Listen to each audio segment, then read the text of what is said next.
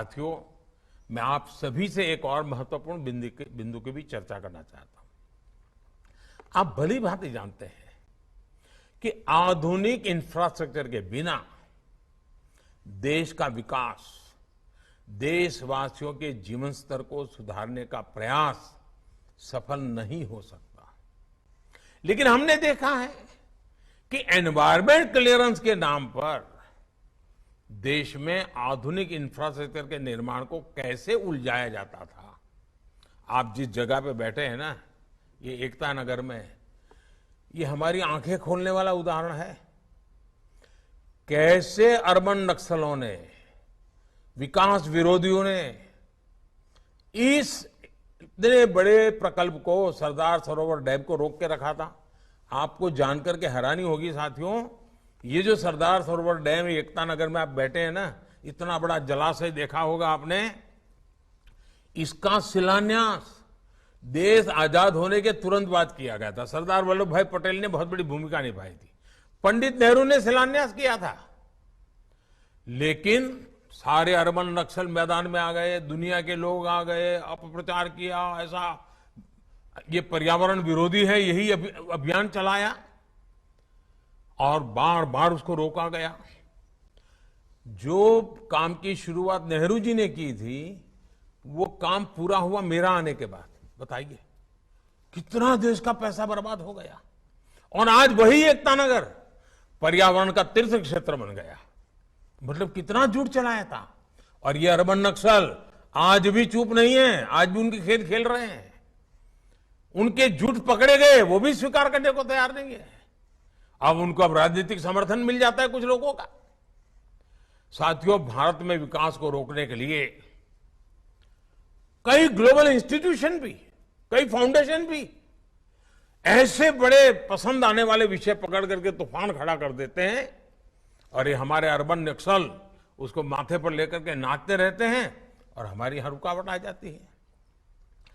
पर्यावरण की रक्षा के संबंध में कोई कॉम्प्रोमाइज न करते हुए भी संतुलित रूप से विचार करके हमें ऐसे लोगों की साजिशों को, जो वर्ल्ड बैंक तक को प्रभावित कर देते हैं, बड़े बड़े जुडिशरी को प्रभावित कर देते हैं, इतना अपप्रचार कर देते हैं, चीजें अटक जाती है। मैं चाहता हूं कि हमें इन सारे विषयों में एक बड़ा होलिस्टिक अप्रोच अपना कर आगे बढ़ना चाहिए। साथियों, हमारा प्रयास होना चाहिए कि बेवजह पर्यावरण का नाम लेकर ईज ऑफ लिविंग और ईज ऑफ डूइंग बिजनेस के रास्ते में कोई बाधा ना खड़ी करे। कैसे बाधा बनती है मैं उदाहरण देता हूं। मैं गुजरात में पानी का संकट हमेशा रहता है। 10 साल में 7 साल अकाल के दिन रहते थे, तो हमने चेक डैम का बड़ा अभियान चलाया। हम चाहते थे फॉरेस्ट में भी पानी का प्रबंध हो, तो हम फॉरेस्ट में पर्वत की जो ढलान होती है उस पर छोटे छोटे, यानी डाइनिंग टेबल जितने छोटे छोटे छोटे तालाब बनाना, बहुत छोटे तालाब, 10 फुट लंबे हो, 3 फुट चौड़े हो, 2 फुट गहरे हो, और उसके पूरे लेयर बनाते जाना, ऐसे हमने सोचा। आप हैरान होंगे, एनवायरमेंट फॉरेस्ट मिनिस्ट्री ने मना कर दिया। अरे मैंने कहा भाई ये पानी होगा तभी तो तुम्हारा फॉरेस्ट बचेगा। आखिरकार मैंने उनको कहा अच्छा मैं फॉरेस्ट विभाग को पैसे देता हूं, आप चेक डैम बनाइए, पानी बचाइए और जंगलों को ताकत दीजिए। तब जाकर के बड़ी मुश्किल से मैं वो काम कर पाया था। मतलब हम एनवायरमेंट के नाम पर फॉरेस्ट में भी अगर पानी का प्रबंध नहीं करेंगे तो काम कैसे चलेगा।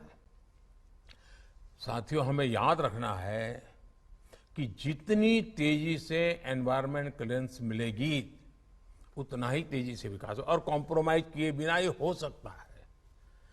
मुझे बताया गया है, आप सभी राज्यों के लोग बैठे हैं, आज की तारीख में एनवायरमेंट क्लियरेंस के 6000 से ज्यादा काम आपके मंत्रालयों में पेंडिंग पड़े हुए हैं। इसी तरह फॉरेस्ट क्लियरेंस के भी करीब करीब 6500 प्रोजेक्ट, उनकी एप्लीकेशन आपके टेबलों पर लटकी पड़ी हुई है। क्या साथियों, आज के आधुनिक युग में अच्छा, वो भी 3 महीने के बाद क्लियरेंस मिलेगा, 6, तो कारण कुछ और है। हमें बिल्कुल कोई पैरामीटर तय करने चाहिए, निष्पक्ष भाव से करना चाहिए और पर्यावरण की रक्षा करते हुए क्लियरेंस में देने में गति लानी चाहिए। हमने रुकावट नहीं बनना चाहिए।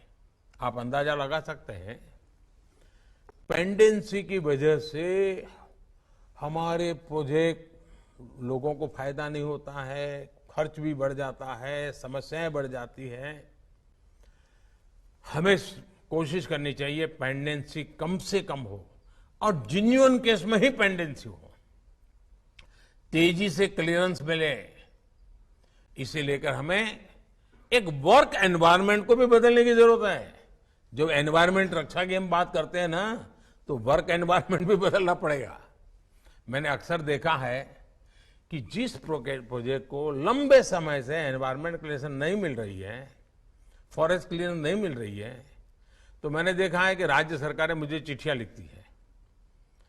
कभी भारत सरकार के डिपार्टमेंट मुझे चिट्ठियां लिखते हैं कि फलाने राज्य में अटका हुआ है, कोई राज्य वाला कहता है भारत सरकार में अटका हुआ है। मैं उन ऐसे प्रोजेक्ट को प्रगति के अंदर लाता हूं और मैं हैरान हूं, जैसा ही वो प्रगति में आ जाता है, फटाफट राज्यों में भी केंद्र में भी क्लियरेंस शुरू हो जाता है। मतलब अगर एनवायरमेंट के इश्यू होते तो क्लियरेंस नहीं होता। तो कोई न कोई ऐसी बातें हैं, ढीलापन है, वर्क कल्चर ऐसा है जिसके कारण हमारी गड़बड़ हो रही है। और इसलिए मैं आपसे आग्रह करूंगा कि हमें सबने मिलकर के, चाहे केंद्र हो या राज्य हो या स्थानीय स्वराज्य हो, ये डिपार्टमेंट हो आज वो डिपार्टमेंट हो, मिलकर के काम करेंगे तो ऐसी कोई रुकावटें नहीं आएगी। अब आप देखते हैं टेक्नोलॉजी का उपयोग हो रहा है। परिवेश पोर्टल आप सबने देखा होगा। परिवेश पोर्टल पर्यावरण से जुड़े सभी तरह के क्लियरेंस के लिए सिंगल विंडो माध्यम बना है। ये ट्रांसपेरेंट भी है और इससे अप्रूवल के लिए होने वाली भागदौड़ भी कम हो रही है। 8 साल पहले तक एनवायरमेंट क्लियरेंस में जहां 600 से ज्यादा दिन लग जाते थे, याद रखो दोस्तों, पहले 600 दिन से ज्यादा समय लग जाता था क्लियरेंस में। आज टेक्नोलॉजी की मदद से उससे ज्यादा अच्छे ढंग से, साइंटिफिक तरीके से काम होता है और सिर्फ 75 दिन के अंदर काम पूरा हो जाता है। पर्यावरण स्वीकृति देने में हम नियमों का भी ध्यान रखते हैं और उन क्षेत्रों के लोगों के विकास को भी प्राथमिकता देते हैं। यानी ये इकोनॉमी और इकोलॉजी दोनों के लिए विन विन सिचुएशन होती है। आपको मैं एक और उदाहरण देता हूं। अभी कुछ सप्ताह पहले ही केंद्र सरकार ने दिल्ली में प्रगति मैदान टनल को देश को समर्पित किया है। इस टनल की वजह से दिल्ली के लोगों की जाम में फंसने की परेशानी कम हुई है। प्रगति मैदान टनल हर साल 55 लाख लीटर से ज्यादा ईंधन बचाने में भी मदद करेगी। अब ये पर्यावरण की रक्षा है। इससे हर साल करीब करीब 13,000 टन कार्बन एमिशन कम होगा।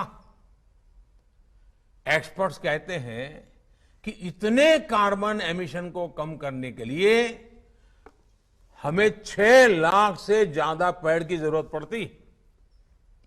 यानी डेवलपमेंट के उस काम ने पर्यावरण की भी रक्षा की। यानी फ्लाईओवर हो, सड़कें हो, एक्सप्रेसवे हो, रेलवे प्रोजेक्ट्स हो, इनका निर्माण कार्बन एमिशन कम करने में उतनी ही मदद करता है। क्लियरेंस के समय हमें इस एंगल को नजरअंदाज नहीं करना चाहिए।